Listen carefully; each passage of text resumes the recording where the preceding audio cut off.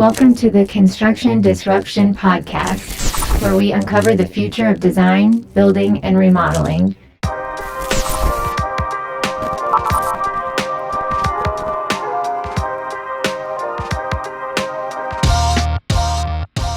Hi, this is Todd Miller with Isaiah Industries, and with me today as co-host of Construction Disruption is Ryan Bell. Ryan, how are you doing today? Hey, Todd, I am doing great. How are you? I'm doing well also. I have a question for you, though. Okay. So, what do you call a bear with no teeth? I don't know. A bear with no teeth. So Ethan here in the studio is nodding his head. He's got it, but he's not mic'd up. A bear with no teeth is a gummy bear. Oh, geez. I've heard that one. Oh, well, we started with something. So as a reminder to our audience, both Ryan and I and our mystery guest, who is soon to be revealed, have a challenge word today that we have been challenged to work into the conversation at some point. So you as the audience can be listening for those, see where perhaps we use a word that you're thinking, maybe that's the challenge word. And at the end of the show, we will reveal whether our challenge words challenge has been successful for each of us or not. Oh my goodness, that became a cumbersome sentence, didn't it, Ryan? Just a little bit. Okay, on with the show.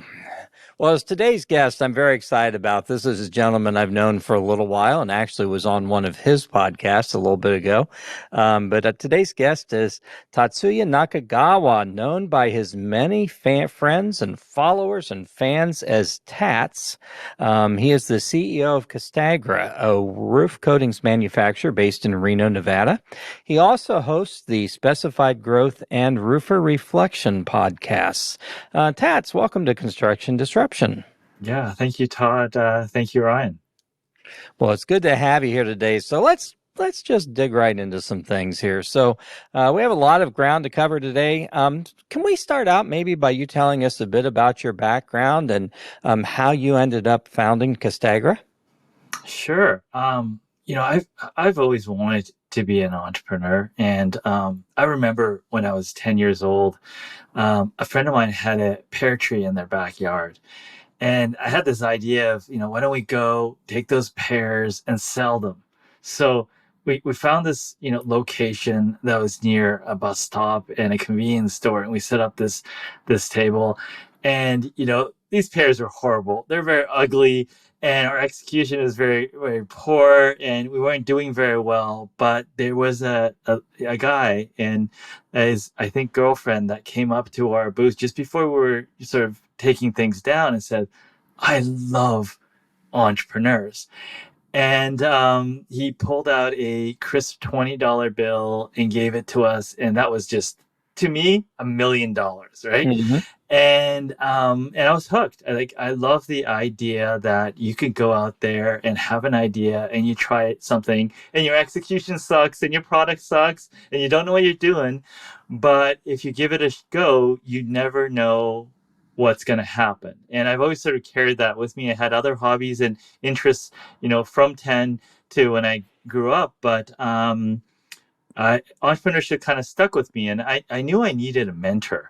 Back then there wasn't as many cool podcasts like yours or, other sort of online resources which really break down how businesses started. So naturally just I thought a mentor would be good. And a friend of mine introduced me to a guy named Peter Rosen. So he was an inventor type. He invented the Windows media player, sold it to Bill Gates. He worked on some early 3D printing technology. He, invented a steel measurement technology that later partially inspired the MRI. So I was like, I need to work with him for free, and I need to learn what I need to learn to just get an idea of how to do this. So that's what I did. And we developed a relationship over the years. I had a company that helped launch different innovations into the market for about 10 years. And then I basically was in a situation where I wanted a bit better alignment with the type of things I was doing instead of just promoting any product. And Peter invented something earlier, which is a coding technology by accident, and we decided to launch it. So a little long-winded story, but basically, that's kind of how it started. Wow, certainly tells us don't ignore those people that people introduce us to. That was a pretty meaningful introduction for you. Very cool. Well, so Castagra, you kind of clued us in already. They're a roof coatings manufacturer. I'd love to have kind of an overview of your product line and where your products are typically used, how they're used. Sure, absolutely. I think we didn't originally start in roofing. I think, as many of things, the past never linear when it comes to entrepreneurship. And we had a talented sales executive who's still with the company and is now an owner that had a lot of contacts in the oil and gas space. So, he started to connect us with opportunities. And what we started to originally use the technology, which Peter accidentally invented, at that point 20 years earlier, into coating tanks like petroleum tanks. So talk about a very specific application. The inside of tanks, not all the inside, the bottom third or the bottom 10 feet of a tank. Internal tank linings is probably as obscure of an application that you can get. Yes. And then you just started from there and just kind of grew out, started to work with the top oil and gas companies in the world, and then got into water and wastewater because of its drinking water safe and coated, up to million-gallon water tanks. And then 2014 hit, which was when the oil prices tanked, and we saw our sales plummet, 80% in 2 months, which, I must imagine is similar to what some of the restaurants were feeling during the start of the pandemic. And we luckily were able to pivot into flooring and then ultimately into roofing, based on demand and interest. Very interesting. So I'm kind of curious, do you feel that there are ways in which your products or the technology and what they can do are disruptive to various industries out there? And love to hear a little bit about that. Yeah, absolutely. I mean, there's many different products in the roofing industry, and we weren't intending to go into the roofing industry, but we kept getting interest. We were in the flooring space. The decision makers are very similar there, and we started to get things like, hey, we need a product like yours. There's a gap. The existing products don't, cover what you cover. And of course, being in a company over 10 years that launch products or evaluate the feasibility of products, you get a little skeptical, right? Because everyone loves their own ideas. Sure. Everything is the best in the world. And then you go to the market and the customer doesn't care. So we spent a lot of time trying to validate it and understand the space. And part of the things, one of the approaches you can take is just go to the toughest applications or the biggest critics first. Like for us, on the market side, it was high profile projects and professional football stadiums, professional baseball stadiums. You can't just go in, walk in and win, right? Because when you show up, there's 40 other manufacturers sitting there wanting to win that bid so they can go to a professional football stadium and call it work. And we were able to go through that through side-by-side tests and win those projects. And also going to specifiers and people that have been in the industry for 40 years, that have seen everything, and, winning them over. The question was, could we do it? And we were able to do it. And that's kind of how we kind of came in. Very interesting. So, yeah, I have to imagine you've got some strong competition on those projects, and you sure want to get it right also. As you look at the coatings industry, and maybe it's roofing coatings, maybe it's other markets that you're involved with. Just kind of curious, looking into your crystal ball, do you think there are some future disruptors coming down the road in that industry? And if so, any dreams on what those could be like? I know I'll just kind of let you in on one. So this is different than anything you've ever probably dealt with. But in metal roofing, we often talk about, and in fact, there is some work being done at the university level in this area about the fact that maybe the coatings used on our products could someday be solar collectors, so that you wouldn't have to have a different type of solar system on top. But anyway, is there anything that you see coming down the pike that might be a real game changer or disruptor? Yeah, that's a very good question. I think you're going to continue to see more products that, have an emphasis on sustainability and health. I think that, during the pandemic, the awareness around that was very, very high. And also, you're probably going to see a lot more higher performance type coatings that come into the market. Ours is a high performance one with very, very high adhesion, but you're going to see a lot more high performance ones. And I think a lot of those technologies exist at some level in the marketplace. They usually just end up in the bowels of an R&D department that that doesn't get support, mainly because from a finance or a big company perspective, there's a huge advantage to holding the marketplace the way it is with existing specifications. And there needs to be a certain amount of pain from newer disruptors to be able to unlock those. So I've heard many cases where people that run these R&D departments quit because they see all these wonderful things that they've acquired or they came up with never see the light of day because it takes a disruptor like yourself or Ryan to go out and shake up the industry enough to pressure these companies to make a wholesale change. Very interesting. And just so our audience knows, bowels is not one of our challenge words. It would be a great one, though. But it was not one of our challenge words. So here we are, and COVID is not too far in our rearview mirror at this point. Were there ways in which COVID impacted your business or industry, or I guess also even beyond that, do you see ongoing ramifications as a result of COVID that are going to continue to impact our industry or what your business does? Yeah. As I mentioned before, there is a bigger awareness of health, right? Mm-hmm. So the things that are on your roof, emitting VOCs, right? As 90% of the air on commercial buildings comes from the roof. So, when you're cooped up inside, you're thinking a lot more about the quality of the air and the quality of your environment. So certainly has an impact. We took a hard break. We had a hard time when the oil prices crashed, which is bad luck, But one of the things that we were lucky during the pandemic is that we didn't really have a supply issue. There was other challenges, but I think we didn't have a supply issue because we didn't share many of the ingredients that our competitors were competing for. Like, ours is plant-based and is quite unique, so that and there's less processing involved in that. So our supply chain was very, very solid.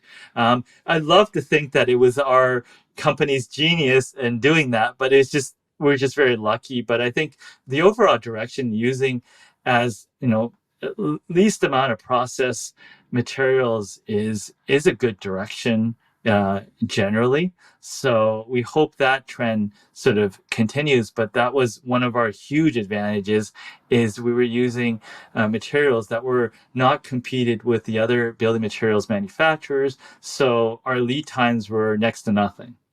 That is really fascinating because, our industry, the metal roofing industry, did get caught up in some chemical shortages and things that kind of threw us for a loop there for a while. And we still haven't fully recovered from them. So let's go back to that. I kind of forgot about the fact that your coatings are plant-based and means you also have, as you mentioned there, I guess, less processing that has to be done. And that's fascinating. But tell us a little bit more. So it was your original partner, it was Steve Rosen, you said, who kind of developed the coatings technology, and you've just brought it a lot of different places. Yeah. So Peter Rosen, he had a friend. This is right now. It's like 30 years back. He had a friend that was in the carpentry trade, and so this visualize late 80s.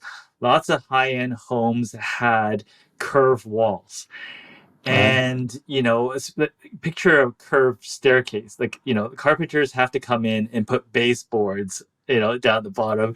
And they'd have to take these, wooden pieces and cut them up into Lego-sized pieces and try to reassemble them so they didn't look horrible. It was an absolute nightmare.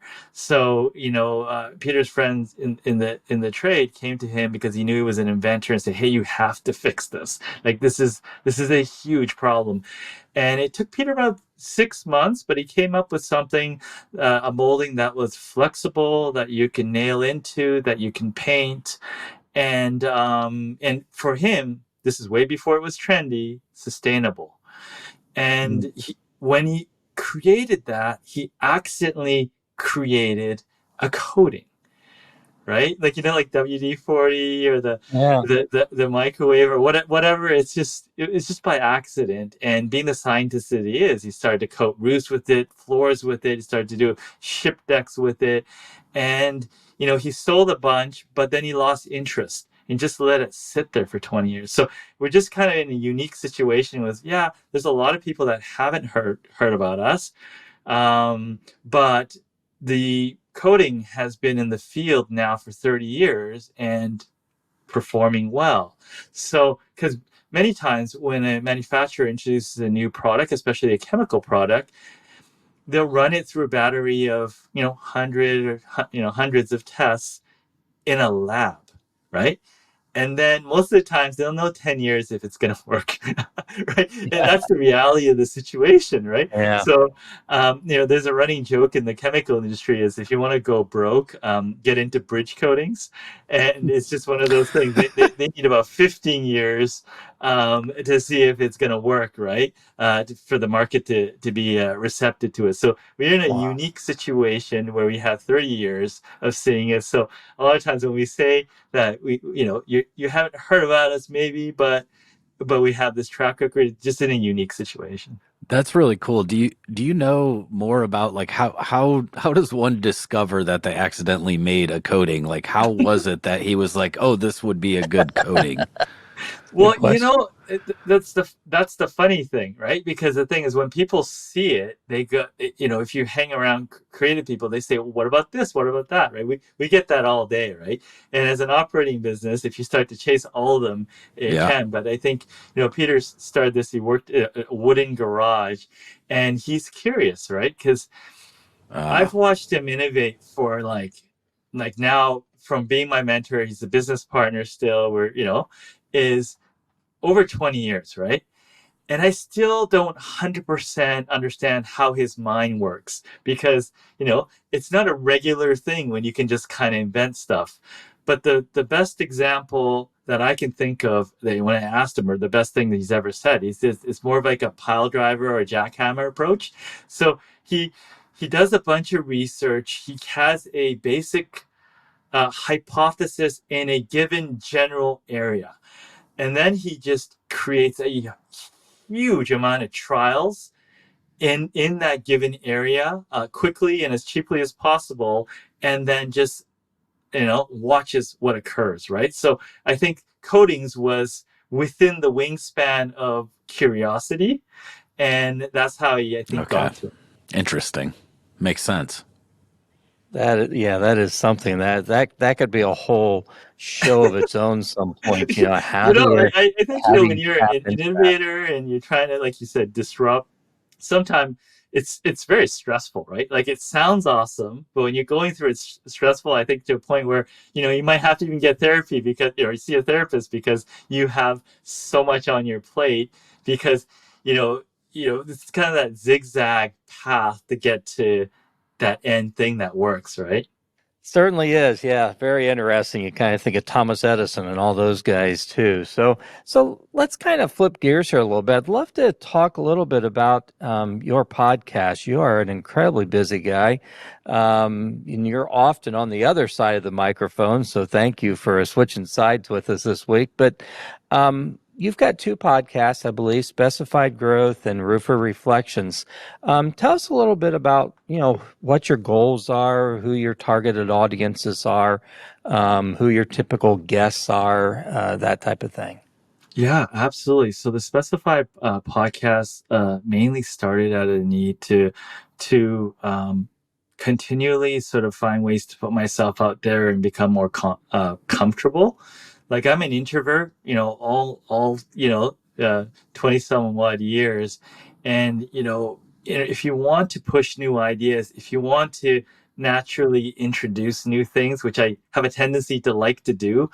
Um, you have to put yourself out there, and it's like a muscle. If you stop doing it, or if it's a different venue, then it sort of ceases to be as effective. So part of it was that. The other part is I find that the construction industry is very, very complicated in the roofing industry and stuff like that. There's many different decision makers, influencers. Every market is slightly different, right? So one market, the specifiers could be a key. The other market, the contractors could be a key. There's just nuances of it. You almost have to create like a mini launch in any jurisdiction. And I just didn't understand that very well.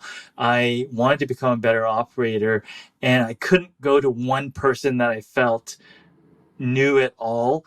So in order to have an excuse to talk to all the people that I want to talk to and learn, I started the podcast, Hmm. and that's how it originally started. And it just kind of went from there. And then I realized I started to talk to, I wanted to talk to more roofers, but I didn't want to turn into a roofer show because I wanted, a broader base there. And so I started this one where I was interviewing more roofers. And then I realized the value of um, telling people or sharing people's stories and dispelling myths within the roofing industry and helping the trade. There was good feedback. So that's kind of how I evolved. When you talk about being busy, I try to view it as, hey, who are the people I want to connect with? Who are the people I would just meet anyways that I want to get to Hmm. know? And why don't we just record it anyways? Very cool. And I have to say, when I was on your show, it very much had that feel. We were just sitting down having a conversation, just two folks, and yeah, cool stuff. So, one of the things I do know sometimes you dig into a little bit too is kind of, what drives people, what is important to them in their businesses. Is there anything that you pick up on as trends that just are real hallmarks of successful businesses? I mean, things that just seem to come up in episode after episode after episode. So, like, yeah, that's got to be something we got to pay attention to. Sure. I mean, the simplest advice I've ever heard is, I think this is a memorable episode. It was in episode 11. Is someone that has been like a very informal mentor here and there over the years. Is the guy that sort of helped scale BlackBerry originally. So he built a business from zero to 350 million. It was a computer distribution business, and on the side, he came in as a founding board member at 100 employees and grew it to 15,000. And I think he's invested in another 150 companies, but no one seems to know him. It's kind of the most, to me, underrated entrepreneurs. And he goes, because I interviewed him, and like all he did was he just looked at the next size of business. So when he was at a certain size, he looked at the next size and see what they were doing, take 10 ideas, see which two or three worked, and then he just kept doing it over and over. If he had a problem about, let's say, he was at 1,000 transactions a day and they need to move to 10,000 transactions, he would go to a company that was doing 10,000 transactions a day and looked at what they were doing, take the 10 ideas from different companies, find the two that worked. And I think that's the thing. When you're very, very small as an organization, the broad-based ideas work, right? As a leader, you should do this. In marketing, you should do this. But as your business becomes more nuanced and sophisticated, you know, as a leader of the organization, or the people in the organization just become the experts in it, right? So how do you provide more workable ideas to systematically test and work into it? Because no one from the outside is going to be able to come in and just jump in and lay down a piece of advice that's going to transform everything, your business becomes very nuanced. I taught if you look at your business, it has so many different components. Even if, I talk to 1,000 people, I could have no idea what I'm doing in terms of impacting organization. It's so nuanced. And I think that's the most important thing is when I talk to these, it's the curiosity, the ammunition on, well, maybe we can solve this problem this way that's most valuable, opposed to the exact advice, right? Like, no one has the exact path of winning, right? It's all kind of based on, very, nuanced things, but it helps to have a big, broad database of ideas.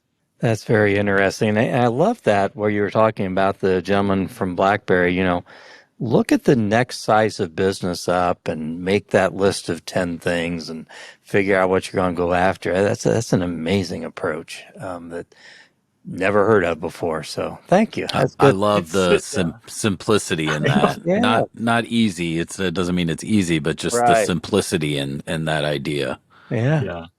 No, that tickles me. That's good stuff. Very, very neat. Well, we think a lot of our audience members here on the show, Tats, are younger folks who are, just getting started in their careers in construction or design or maybe manufacturing in some cases. Any just overriding advice you would have for someone who is, young in their career in their 20s or something and just trying to figure out this industry? Yeah, I mean, the only thing I can say, and this is what's worked for me, so I have no idea if it'll work for them, is when I was running a company that it was working with all sorts of different types of products and things and launching them into, I think, roughly about 50 different industries. So I did about 100 different product launches in 50 different industries, so about 70% commercial and stuff like or consumer.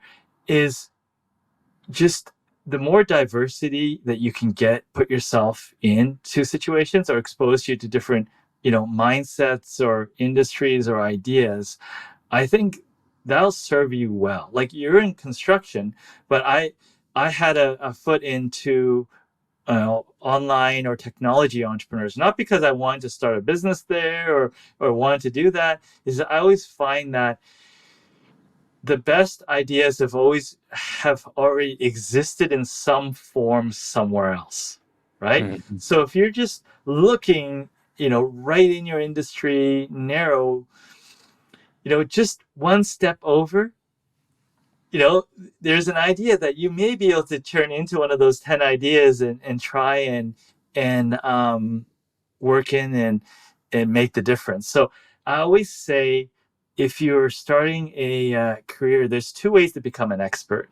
You could spend 20 years grinding on a very, very large topic. Like, let's say, I want to become an expert in marketing. Okay, well, to be recognized as a marketing expert will probably take you about 20 years to really understand marketing strategy. It's a very difficult area. Yes. Yeah, but if you were to get on a brand new platform and become an absolute specialist and run faster than anyone else, it'd probably take you a year. It'll take you a year to do that. And I did that with LinkedIn. I got on LinkedIn in 2004. This is just when it came out of the technology, sort of Silicon Valley areas, and it's the first million users. It's like hundreds of millions now. And in my area, I was the only one that knew anything about it, but there was interest in it, and people would bring me in as speakers. And when I do a speech, I'd say, hey, this is how it works. This is how it benefit me. And then give me your business cards and I'll add you as my contacts and I'll be your resource. And I did about 30 or 40 speeches, and I'm a horrible speaker, especially back then. But they couldn't find anyone better. Like women's entrepreneur groups, they couldn't find a woman to present because there was no one. So, one way you can approach things is to go into an area that has little competition, that's new. You're not always going to be right, but to move quickly, fail quickly, and to get the results, you can instantly give yourself a leg up in that area. So you have to be bumping up against the 30,000 max connections in LinkedIn, don't you? Well, I try not to approach it as the max connection things, right? Because I think sometimes people get so stuck on the numbers, right? And in most businesses, especially B2B businesses, like the next 10 good contacts, are huge. I think Todd, in your business or maybe in your area as well, Ryan, I know you have a startup is, you know, if you look at all the contacts of all the customers you have, let's say Todd, and you think of just visualize two or three of the best ones, and you think what percentage of those two to three really good ones, and what that impacts your business. And without fail, it's massive. So why we focus on the next 100,000? Why don't we just focus on the 10 really good ones, right? And using social media as a way to attract and identify the next 1, 2, 3, 5, and not think about the 100,000, right? And just optimizing for that. So not every business works well that way. I think in the consumer products business, it's more about audience development. I think there's three buckets, right? There's using social media to augment your network and your relationship building. There's the audience building, which is a very narrow path and basically, talking about very, very similar topics. And then there's community building, which is more like finding let's say 20 like-minded people, and then, finding a way to not be the center of it and to cultivate success all around. So I think in the B2B side, it's the most easiest to approach it from an augmenting relationship building and stuff like that, opposed to a pure audience development approach. That's great advice. I remember when I was a number of years ago, I was younger. Yeah, we were all younger a number of years ago, weren't we? Now that I think about it. But anyway, I remember someone had talked to me about something that they had referred to as Chinese marketing, and the idea was if I could sell to 1% or 1/10 of a percent of all the people in China, this is what would result. And everyone is always kind of laughs about that because it's just not realistic. But what you just said is right. Focus on that next 10 or that next 5 that can really move your business. Yeah, I like love that. another one, slightly different version of that. I've heard very well of Airbnb story, which Brian Chesky had an interview with Reid Hoffman, who's the founder of LinkedIn. It was the first episode of a show called Master of Scale, and I think this applies to any startup. Is instead of trying to get 1,000 customers, try to figure out how to make one person happy, right? And with your product or your service or whatever. And after you make one person happy, make 2 people happy with your product. And when you get to 10, figure out what 20% it gets 80% of the results, and then start to scale from there, right? Maybe you get to your first 100 or something. But like you said, simple, but requires discipline and hard work. But just start by making one person ridiculously happy.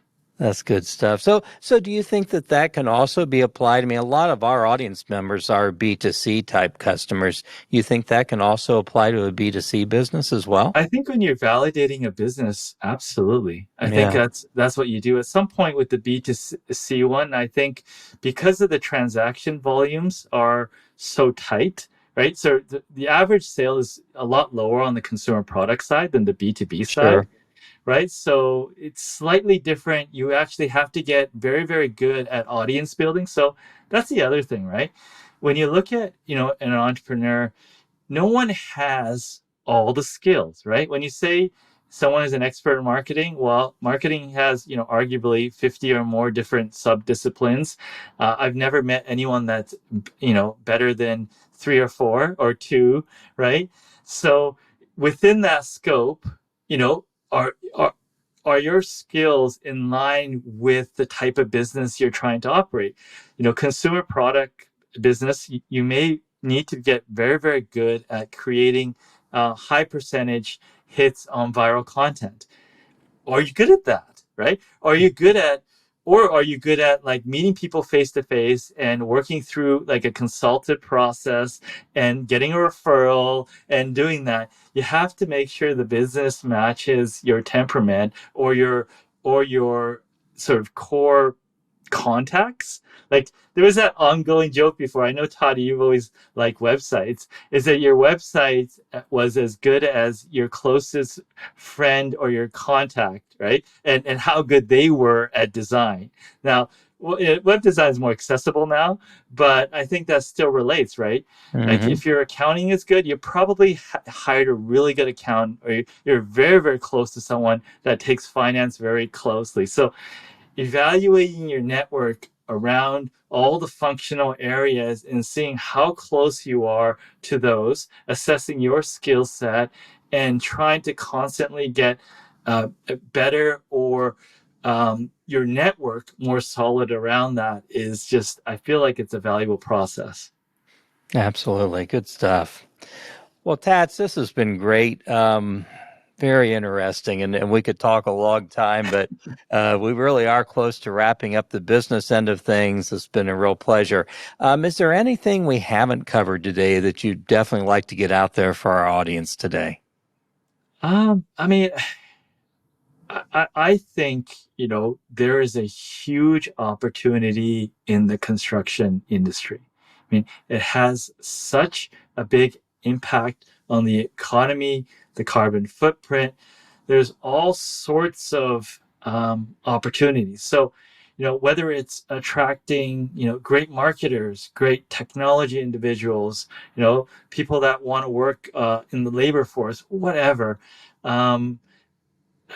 I think there's a huge opportunity. Like if you were to go to the tech sector, which has a lot of appeal for the younger generation, it is so heavily competed, right? You have an advantage for about a day, right? It works. People see it. Those automatic bots, clue in on it, and your advantage evaporates. You can take that same idea and then you can apply it to certain parts of the construction industry for 2 or 3 years and still maintain that advantage. So I think, looking at construction, if you want to make an impact, if you want to, do well, I think that's huge. And, I'm going to do whatever I can to keep promoting the opportunities and trying to highlight the people that are doing awesome things. And I appreciate what you both do, because I know, it doesn't, immediately it sort of impact your day to day, but I think overall it'll help all of us. Yeah. Well, good stuff. You keep up the great work out there. I love what you're doing, and this has just been so insightful talking with you today. Well, before we close out, I have to ask you if you're willing to participate in something we call our rapid fire questions. So, Tats, these are 7 questions, maybe a little serious, maybe a little silly. All you got to do is give an answer to each, and our audience understands. If you agree to do this, you have no idea what we're about to ask. So, are you up to the Anything for challenge? the cause. Anything for the cause. Good one. Okay, well, let's go forward. We will alternate asking. You want to ask the first question, Ryan? Sure, I'd love to. Excuse me. Hopefully I can enunciate this properly. I've got a little tickle in my throat.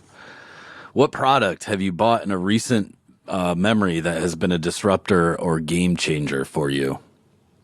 I think I took up pickleball recently, and being a tennis person, I think some of my tennis friends would be disappointed, but I think that's the accessibility of that sport is going to change things. I keep seeing a lot of that. I was a holdout, but it's way more participation friendly. Yeah.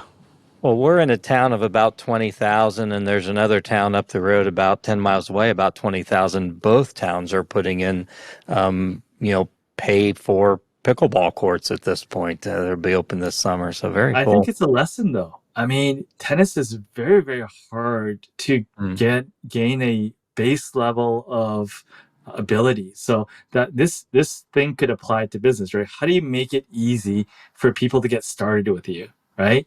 So Wow. and pickleball is way easier to just have fun with. Tennis takes a lot longer to be fun and exercise. Wow. Okay, I got to ask, what's easier about pickleball than tennis? I've never played pickleball. Well, it's just you just have to make contact. It's like badminton, right? So Okay. whereas tennis, there's all sorts of things that can go wrong while you're making contact, because that ball flies off the racket much quicker. Okay. That's it. You just make business analogies out of everything. I love this. I love it. Okay, rapid fire question number 2. What part of a business do you think absolutely must be gotten right? In other words, if you're in business and you don't get this right, there's no point in even attempting anything else. Well, you have to make it profitable. Business has 3 buckets, right? Demand gen, operations, which is keeping your internal team happy and your customers happy and doing it profitably. So you have to be at least good in 1, average in 2. So you can't outsource it without being average. So I think, but the one that I think entrepreneurs miss the most is the doing it profitably bucket. I thought all entrepreneurs knew how to do it well, and I struggle with this as well. And I realized that the financial bucket is the one that commonly is the weakness. Yeah, that's one that will drive a company under the quickest also. I love those 3 buckets, so that's good stuff. Good stuff. Next question. What would you like to be remembered for? Wow. Yeah, I know. It's just someone that cared, wanted to make a difference. Mainly, I just wanted to make sure that, I have kids, that I was doing a good thing. Good stuff. Next question. What was the first car you ever owned? Wow. I had a hand-me-down Dodge Neon, and it was a green one. And when it was icy out, it would slide on the road like a hockey puck. So, and I could picture the green Dodge Neon, no problem. Yeah. What is your favorite meal? wow. I love breakfast. I mean, I'll eat breakfast at night. I don't know why there's a designation, but I love breakfast. So I love breakfast food, but I don't eat in the morning. Like I'm not hungry until like lunchtime. So we do breakfast for dinner a lot, like Nice. at least every other week, if not weekly here. That's but what I'm talking yeah. about. Yeah. Well, we're going to continue with another food question. Do you prefer the top or bottom half of a bagel? Wow. I didn't know there was a difference, but now that I'm thinking about it, I think it's the doughier. I think it's doughier on the bottom. Is it? Yeah. Yeah, the bottom for sure. Interesting. So I'm complete opposite. I eat the bottom first because I enjoy the top the most, and I save it for last. But Got it. good stuff. Okay, we're down to our last question, Ryan. Would you prefer to have to wear bell-bottom pants or have your hair styled in a mohawk? I've never worn bell-bottom pants, so I'm willing to give that a try. That beats out the mohawk, huh? I was hoping you would just say you'd do both. Oh man, that was the right answer, by the way. Whatever. He would draw some business analogy out of it, and we'd all be wiser at the end. I have no. I held back. Okay, so let's revisit. We were all successful on our challenge words. I was impressed with Ryan's thing. I was just like blown away. It's like I had to that's get a it in different there. level. Todd, I think you threw me a layup at the beginning and I missed it. Oh, not intentionally. Sorry. Oh, okay. Well, that's all right. But I was like, that would have been the perfect time to sneak it in. Sorry. I'm not that kind. Sorry. So I had the word tickle that I squeezed in. Tats, you had the word therapist, right? I think, yeah. Got it worked in. And Ryan had Enunciate. Did a great job working again. No, I don't know. I didn't realize I kind of threw you one at the beginning. I think I could. It wasn't like perfect, but I could have snuck it in there. It's okay. Well, this has been great. Very, very much a pleasure, Tats, and very eye-opening and just wise. Just a lot of wisdom today. So that's good stuff. So if folks want to get in touch with you or just follow what you're up to, how can they most easily do that? I mean, I'm on different social media platforms. I'd have to say I'm most active on LinkedIn, so follow or connect through there. Just know lead messages. Oh, yeah. Everyone wants to sell you leads, don't they? Oh, my. Okay. Well, thank you again so much. This has been great. Really enjoyed it. All right. Thank you. And Thank you both. I will thank our audience, too, for tuning into this episode of Construction Disruption with Tatsuya Nakagawa, known as Tats, with Castagra, and he's also host of the Specified Growth and Roofer Reflections podcasts. So I encourage you, please watch for future episodes of our podcast. We're always blessed with great guests. Don't forget to leave a review on Apple Podcasts or YouTube. And until the next time we're together, keep on disrupting. Don't forget to have a positive impact on everyone you encounter. Make them smile, encourage them. Simple yet powerful things you can do. God bless and take care. This is Isaiah Industries signing off. Until the next episode of Construction Disruption. This podcast is produced by Isaiah Industries, manufacturer of specialty metal roofing and other building products.